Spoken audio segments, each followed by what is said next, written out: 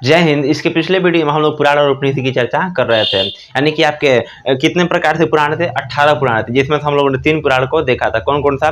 विष्णु पुराण देखा था, वायु पुराण और आपके मत्स्य पुराण को देख लिया था। फिर हम लोगों ने उपनिषद देखा था। उपनिषद किसे कहते हैं? तो गुरु के समीप बैठकर ज्ञान की प्राप्ति करने को हम उपनिषद कहते हैं। इनकी संख्या कितनी है? तो इनकी जो संख्या वो 108 है, परंतु हम लोगों ने परंतु मान्यता कितने को मिली है?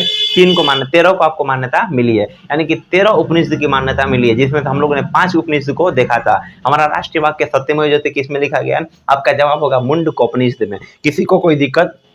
सबसे बड़ा उपनिषद कौन सा है? सबसे बड़ा और सबसे प्राचीन उपनिषद आपका जवाब होगा बृहत नारायण उपनिषद। सबसे बाद वाला उपनिषद आलोपनिषद। किसी को कोई दिक्कत? राष्ट्रीय वाक्य किस में लिखा है? मुंडकोपनिषद। किसमें यम नचिकेता ओम शब्द की चर्चा है? तो आपका हो जाएगा कठोपनिषद। किसमें? कठोपनिषद। किसमें त्रिमूर्ति की चर्चा किया गया, अर्थात ब्रह्मा विष्णु और महेश का? तो आपका जवाब क्या होगा? जालोपनिषद। क्या होगा? जालोपनिषद। यानी कि उपनिषद को हम लोगों ने देख लिया था। अब आपका आता है स्मृति साहित्य। अब देखिए ध्यान से, स्मृति साहित्य। स्मृति साहित्य से भी हमें प्राचीन राजवंशों की जानकारी मिलती है, यानी कि स्मृति साहित्य से भी हमें क्या मिलती है? तो प्राचीन राजवंशों की जानकारी हमें मिलती है। इनकी संख्या कितनी है? तो इनकी जो संख्या है वो 36 है। कितनी संख्या है? इनकी संख्या जो है 36 है। तो स्मृति साहित्य से भी प्राचीन राजवंशों की जानकारी मिलती है। 2 स्मृति साहित्य को हम लोग को देखना है। एक बहुत विवादित रहा, एक क्या रहा भैया? एक बहुत विवादित रहा और एक खूब मजाक उड़ाया। तो स्मृति साहित्य की संख्या कितनी है? 36 है, लेकिन हम लोग को 2 स्मृति साहित्य देखना है। स्मृति साहित्य से क्या होती है? तो प्राचीन राजवंशों की हमें जानकारी मिलती है। स्मृति साहित्य से हमें प्राचीन राजवंशों की जानकारी मिलती है। हमें विष्णु स्मृति, यानी कि कौन कौन सा जानकारी मिलेगा? जैसे मान लीजिए हमको क्या मिलेगा? तो विष्णु स्मृति, विष्णु स्मृति, विष्णु स्मृति और नारद स्मृति से, और नारद स्मृति। कौन स्मृति? नारद स्मृति से हमें किस राजवंश की जानकारी मिलती है? तो हमें गुप्त काल की जानकारी मिलती है। कौन सा काल मिलती है? गुप्त काल की। इसी प्रकार आपका आ जाएगा मनु स्मृति। कौन सा स्मृति? मनु स्मृति। आपने नाम सुना होगा, मनु स्मृति तथा मनु स्मृति तथा याज्ञवल्क्य स्मृति। याज्ञवल्क्य स्मृति से किस वंश की जानकारी मिलती है? तो हमें मौर्य काल की जानकारी मिलती है। किस काल की जानकारी मिलती है? मौर्य काल की। यह दोनों स्मृति हम लोग को पढ़ना है। इसको, यह आपका खूब विवादित रहा और इसका खूब मजाक उड़ा। कैसे? इसको ध्यान से आप समझिए। जो आपका याज्ञवल्क्य स्मृति है, इसमें कहा गया है साफ साफ कि आप संसार में स्वयं के सुख के लिए कुछ भी कर सकते हैं। इसी याज्ञवल्क्य की स्मृति में कहा गया है, जुआ खेलने को बताया गया, मतलब आप जुआ वगैरह को खेल सकते हैं। समझ रहे कि नहीं? याज्ञवल्क्य की स्मृति क्या रहा? तो बहुत ज्यादा मतलब हंसी का पात्र बना रहा। इसमें क्या कहा गया? जुआ वगैरह को खेला सकते हैं। फिर आपका आता है मनुस्मृति। मनुस्मृति भैया बहुत विवादित रहा। मनुस्मृति, मनुस्मृति, मनुस्मृति। मनुस्मृति में मतलब कैसे कैसे कोई शासन कर सकता है, इसकी चर्चा किया गया है। जो आपका मनुस्मृति क्या है भैया? धार्मिक पुस्तक है। क्या है? धार्मिक टाइप का पुस्तक है। इसमें क्या किया गया है? कोई व्यक्ति शासन करना है तो कैसे कैसे वो शासन करेगा, इसकी चर्चा किसमें किया गया है? मनुस्मृति की चर्चा, यानी कि धर्मशास्त्र की चर्चा किसमें किया गया? मनुस्मृति में किया गया। यह जो आपका मनुस्मृति है वो बहुत ही विवादित रहा। क्यों? क्योंकि इसमें कुछ चीजों को गलत बता दिया गया। देखिए, आप किसी के साथ जीवन भर अच्छाई करते रहे, समाज उसको आपको कभी याद नहीं रखेगा, लेकिन आप किसी के साथ एक क्षण के लिए बुरा कर देंगे ना, तो समाज उसको याद रखेगा। यानी कि आप किसी के लिए कितना अच्छा काम क्यों ना कीजिए, यदि आप उसके साथ थोड़ा सा ही बुरा काम कर देते हैं, सारे अच्छाई गया भाड़ में, उसकी बुराई को आदमी याद कर लेता है। यही हाल हुआ मनुस्मृति में। मनुस्मृति में बहुत बेहतर ढंग से चीजों को लिखा गया है, लेकिन इसमें दूसरा चीज गड़बड़ कर दिया गया है। इसीलिए आज भी इतिहास जब पढ़ाया जाता है तो मनुस्मृति का अच्छाइयों को न बताकर उसकी बुराइयों को पर चर्चा किया जाता है। तो मनुस्मृति क्या है भैया? एक धर्मशास्त्र है। इसमें क्या किया गया है? तो इसमें धर्म मतलब क्या होता है? कर्तव्य होता है। तो मतलब कोई शासन करना है तो कैसे कैसे कोई शासन करेगा। इसमें गड़बड़ चीज क्या है? इसमें जो दलित हैं और महिलाएं, इनको नीचा दिखाया गया, और जो ऊंचा जाति है, ऊंचे जाति को वरीयता दिया गया है, और निम्न जाति को बहुत निम्न दिखाया गया है। तो क्या किया गया इसमें? तो इसमें ऊंची जाति को वरीयता दिया गया है। वरीयता यानी कि हायरार्की रखा गया है, जबकि महिलाओं और दलितों को बहुत नीचा दिखाया गया है। बहुत गड़बड़ चीज है भैया। हमारा समाज एकदम इक्वल रहना चाहिए, किसी प्रकार की कोई भेदभाव नहीं रहना चाहिए। यही तो हमारा भारत का संविधान भी कहता है, और यही इंसानियत भी कहता है कि हमारा समाज हमारे समाज में किसी प्रकार की कोई भेदभाव नहीं होनी चाहिए। मनुस्मृति में क्या कहा गया है, ऊंचा जाति को वरीयता दे दिया गया है। ये गड़बड़ है कि नहीं है? और जो महिलाएं या दलित हैं उनको निम्न दिखाया गया है, ये चीज तो बहुत गड़बड़ है। इसमें एक और चीज गड़बड़ है, विवाह के लिए उम्र फिक्स किया गया था। इसमें कैसे उम्र फिक्स किया? कहा गया है कि जो बॉयज होंगे, लड़के, उसका उम्र कितना होना चाहिए, 25 साल, और जो लड़कियां होनी चाहिए, गर्ल, उसकी उम्र कितना होना चाहिए, 12 साल। ले भैया, शादी कर रहा है कि गोद ले रहा है? देखिए ना कितना बेकार चीज है इसमें, कि शादी करने के लिए लड़कों का उम्र कितना होना चाहिए, 25 साल, और लड़कियों का उम्र 12 साल। यह तो एकदम गड़बड़ चीज है। अरे भैया, शादी कर रहा है कि तू गोद ले रहा है 25 बार, ये कौन सा रेशियो है? तो यह चीज गड़बड़ था। इसमें 8 प्रकार के विवाह की चर्चा किया गया था। मान लीजिए कोनो के लिए बग गया, वो राक्षस विवाह हो जाएगा। यानी कि विवाह की संख्या कितनी है, 8 प्रकार। कितने प्रकार के विवाह की चर्चा किया गया है, 8 प्रकार के विवाह की चर्चा किया गया है। तो विवाह के लिए उम्र क्या हो जाएगा, यानी कि विवाह के लिए उम्र, तो लड़का के लिए 25, लड़की के लिए 12। एकदम गड़बड़ चीज है ये। फिर आपका विवाह के लिए, विवाह कितने प्रकार से हैं, तो आपका विवाह के प्रकार, विवाह कितने प्रकार से इसमें, तो 8 प्रकार के विवाह की इसमें चर्चा किया गया। कितने प्रकार के विवाह, 8 प्रकार के विवाह की इसमें चर्चा किया गया। इसमें संस्कार दिए गए, कितने संस्कार, तो इसमें 16 संस्कार दिए गए।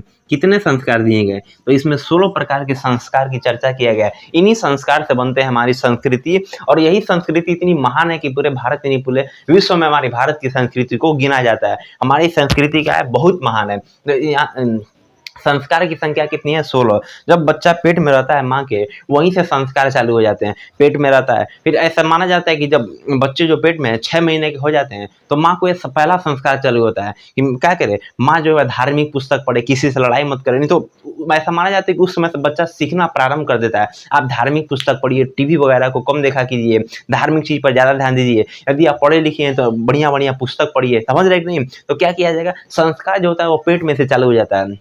और जब आदमी मरता है तो अंतिम संस्कार जो आपका दाह संस्कार होता है, उसे हम लोग अंतिम संस्कार यानी कि 16वां संस्कार कहते हैं। तो 16वां अंतिम संस्कार किसे कहते हैं, दाह संस्कार को। संस्कार की संख्या कितनी होती है, 16 होती है। कितने संस्कार होते हैं, तो संस्कार की संख्या 16 होती है। किसी को कोई दिक्कत नहीं है। मनुस्मृति क्या है, मनुस्मृति में ऊंची जाति को वरीयता दे दिया गया और महिलाओं दलितों को बहुत नीचा दिखा गया। विवाह के लिए उम्र कितना होना चाहिए, यदि आप लड़के हैं तो 25, लड़की हैं तो 12 साल। गड़बड़ है कि नहीं है? फिर आपका आ जाएगा विवाह कितने प्रकार से, 8 प्रकार के विवाह की चर्चा किया गया है। संस्कार की संख्या कितनी है, 16 संस्कार इसमें होते हैं। फिर आपका आता है इसमें पुरुषार्थ। इसमें फिर आता है ऋण। जो ऋण की चर्चा किया गया वो 3 प्रकार से ऋण की चर्चा किया गया। कौन कौन सा, देव ऋण, ऋषि ऋण, देव ऋण, ऋषि ऋण, और तीसरा आपका आता है पितृ ऋण, अब देव ऋण क्या होता है भैया, यानी कि हम पर ऋण है, हम पर क्या है, कर्ज है। कौन सा कर्ज, तो 3 प्रकार के कर्ज हमें उतारना चाहिए। कैसे कैसे, हमें देवताओं ने बनाया है, क्या बनाया, हम देवताओं की वजह से यहाँ पर है।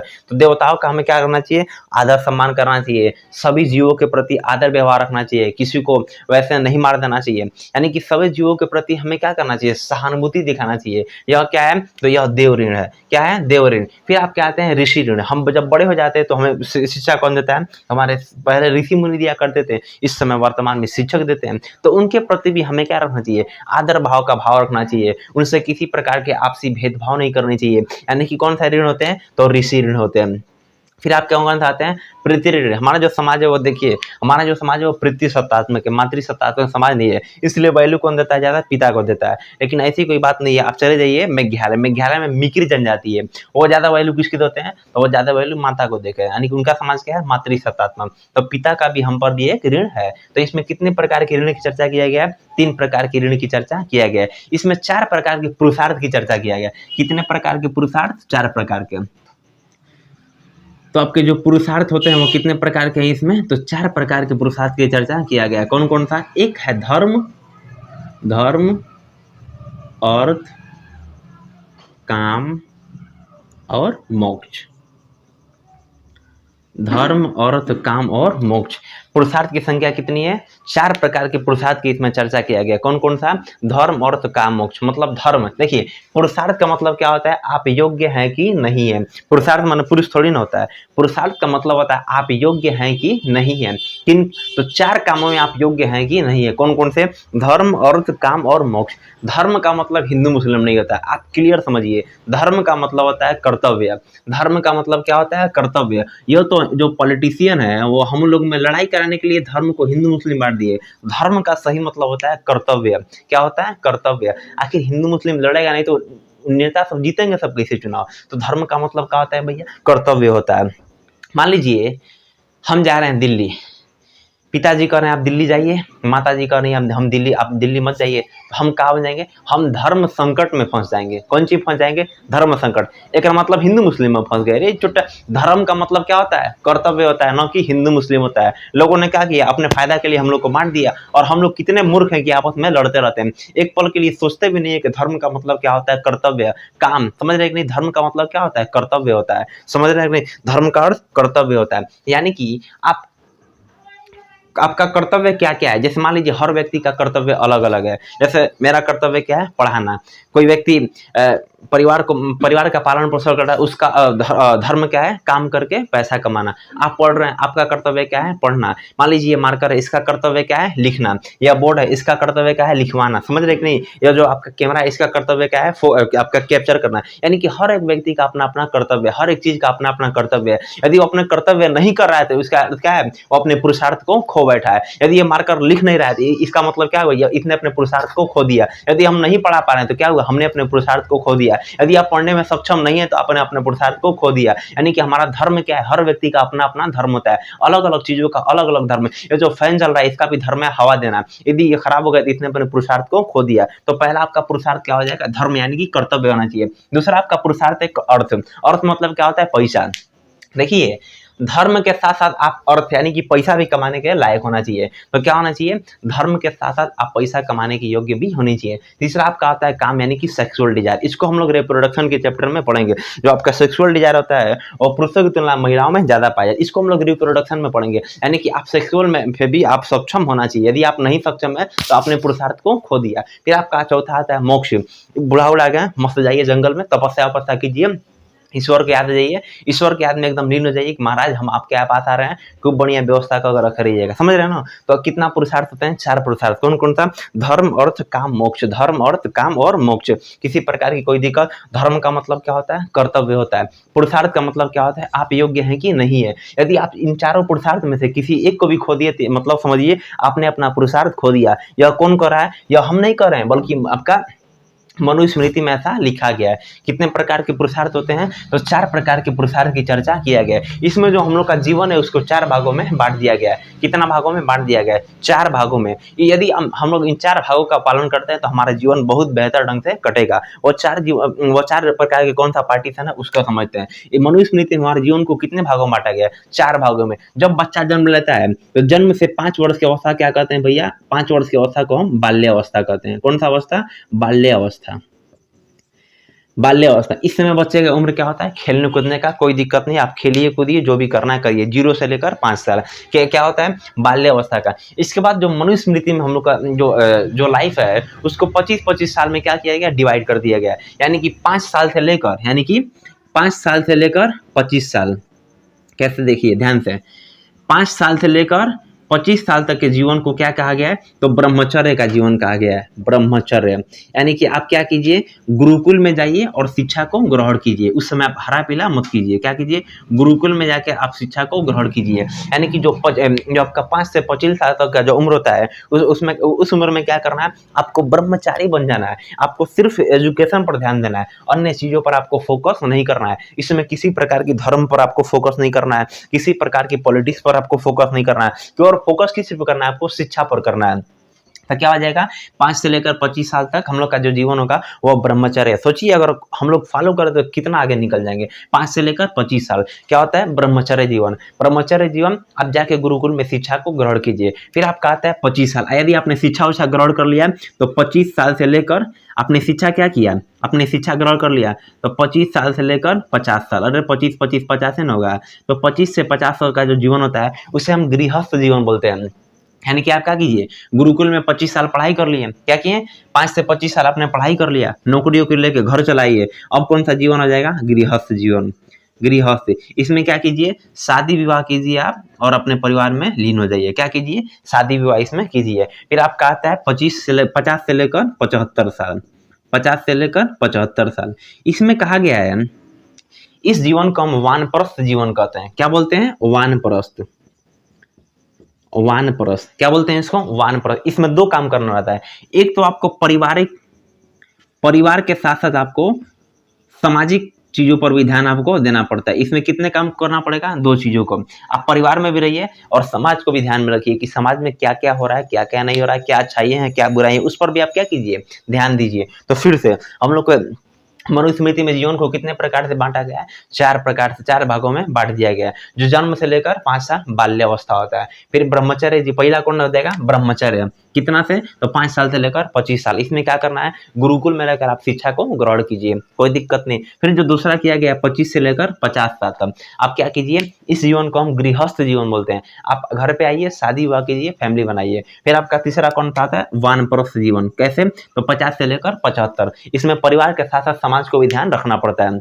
ऐसा माना जाता है कि जब 75 साल का उम्र हो जाता है तो व्यक्ति का क्या होता है, डेट ऑफ एक्सपायर हो जाए और कोनो वैल्यू नहीं रहता, मतलब सामाजिक कार्य को अब नहीं कर सकता, मतलब ज्यादा मतलब सामाजिक वगैरह कार्य को नहीं कर सकता है। उसके बाद क्या कहा गया है, इसके बाद यदि आप 75 साल के हो जाएंगे तो 75 साल से लेकर आप जब तक जिएंगे, इस जीवन को हम लोग कहते हैं संन्यास का जीवन। यानी कि आप सन्यासी बन जाइए, ईश्वर को याद कीजिए और उनमें लीन हो जाइए। आप पूजा पाठ नमाज जो भी आप करते हैं कीजिए। इस जीवन को क्या बोलते हैं, सन्यासी जीवन। आप मन करे तो जंगल में चले जाइए, वहां पर ईश्वर की तपस्या कीजिए ईश्वर की प्राप्ति के लिए कि ईश्वर हम आपके शरण में आ रहे हैं। खूब बढ़िया व्यवस्था कर रखिएगा। किसमें, सन्यासी जीवन 75 साल। देखिए कितना बेहतर रंग से इसको सजाया गया है। लेकिन हम लोग जब भी इतिहास पढ़ते हैं तो क्या पढ़ते हैं, तो मनुस्मृति के जो वो बुराइयों को पढ़ते हैं जो इसमें दिखाया गया है। इतिहास आप समझ रहे कि नहीं, यानी कि हम लोगों ने मनुस्मृति के इन सारे चीजों को देख लिया। क्या क्या, तो आपकी स्मृति साहित्य की संख्या कितनी है, 36 है। इसमें से को स्मृति पढ़ना है, 2 ठो। ये कौन कौन सा,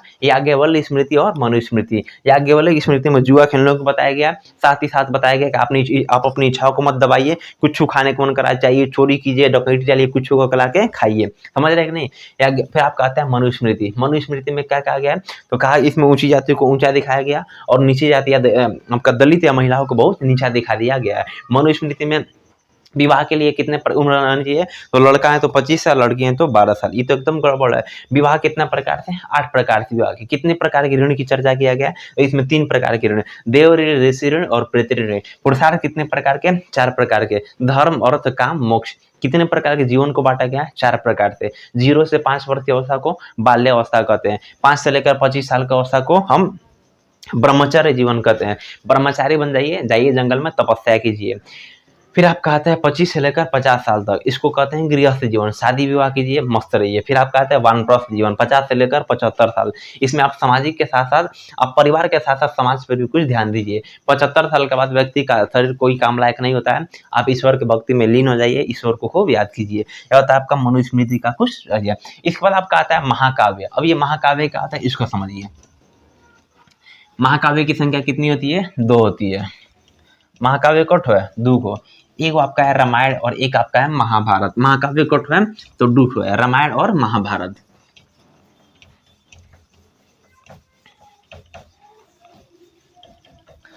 कठ महाकाव्य है 2 महाकाव्य कौ है 2 है। एक ठो आपका है रामायण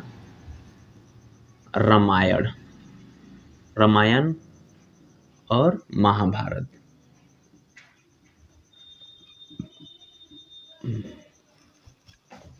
इसको समझते हैं। रामायण की रचना किसने किया भैया, वाल्मीकि ने किया। किसने किया, वाल्मीकि। रामायण की रचना किसने किया? वाल्मीकि ने किया। जो रामायण थे प्रारंभ में इसमें 12,000 श्लोक थे। कितने श्लोक थे इसमें? 12,000 श्लोक थे। रामायण में कितने श्लोक थे भैया? 12,000। लेकिन वर्तमान में कितना श्लोक है इसमें? तो इसमें 24,000 श्लोक है। कितना श्लोक है इसमें? तो अभी वर्तमान में कितना श्लोक है इसमें? 24,000 श्लोक है। इसके कितने भाग हैं? तो इसके 7 भाग हैं। इसको हम कांड कहते हैं। तो इसमें कांड की संख्या कितनी है? 7 कांड है। इसमें कितने कांड है? 7 कांड। बोले तो 7 भाग है इसके। रामायण में कितने भाग हैं भैया? तो इसमें 7 भाग है। भाग को हम क्या कहते हैं? कांड कहते हैं। इसमें 2 क्वेश्चन पूछेगा कि सबसे बड़ा कांड कौन सा है, सबसे बड़ा कांड, और सबसे महत्वपूर्ण कांड कौन सा है? सबसे महत्वपूर्ण और सबसे बड़ा। तो बड़ा हो जाएगा और महत्वपूर्ण। महत्वपूर्ण सबसे बड़ा कांड कौन सा हो जाएगा भैया? तो सबसे बड़ा कांड आपका हो जाएगा युद्ध कांड। कौन सा कांड हो जाएगा? युद्ध कांड। सबसे बड़ा कांड कौन सा हो जाएगा? युद्ध कांड। और सबसे महत्वपूर्ण कांड कौन सा हो जाएगा? सुंदर कांड। सुंदर कांड होता भी है सुंदर कांड, बहुत लोग कराते भी है सुंदर कांड। तो रामायण की रचना किसने किया? वाल्मीकि ने किया था। रामायण की रचना किसने किया? वाल्मीकि ने। इसमें कितने श्लोक हैं? तो प्रारंभ में इसमें 12,000 श्लोक थे, वर्तमान में 24,000 श्लोक है इसमें। रामायण के कितने भाग हैं? 7 भाग हैं। उन भाग को हम क्या कहते हैं? कांड कहते हैं। उन भाग को हम क्या कहते हैं? कांड कहते हैं। सबसे बड़का कांड कौन सा है? युद्ध कांड। सबसे महत्वपूर्ण कांड कौन सा है? सुंदर कांड। किसी प्रकार की कोई दिक्कत नहीं। फिर आपका आता है महाभारत। ले भैया, बहुत जबरदस्त चीज है महाभारत। खूब इसमें छल कपट बहुत दिखाया है, लेकिन इसमें एक चीज दिखाया है कि आप सत्य को जिताने के लिए कितना छल कपट है आप कर सकते हैं। आता है कौन सा? महाभारत। तो देखिए, महाभारत की रचना किसने किया? वेद व्यास ने किया। किसने किया? व्यास ने किया। वेद व्यास ने। तो इसकी रचना किसने किया? वेद व्यास ने। महाभारत की रचना किसने किया? वेद व्यास ने। अब इसको याद कैसे रखेंगे, इसको समझिए। रामायण की रचना वाल्मीकि, महाभारत की रचना वेद व्यास ने किया था। महाभारत की रचना किसने किया? वेद व्यास ने किया था। इसके खंड को क्या कहते हैं? तो इसके हम खंड को पर्व कहते हैं। क्या कहते हैं? पर्व। इसके खंड को क्या कहते हैं? हम पर्व कहते हैं। तो महाभारत के खंड को हम पर्व कहते हैं। इसमें कितने पर्व होते हैं? तो इसमें 18 पर्व होते हैं। कितने पर्व होते हैं? 18 पर्व होते हैं।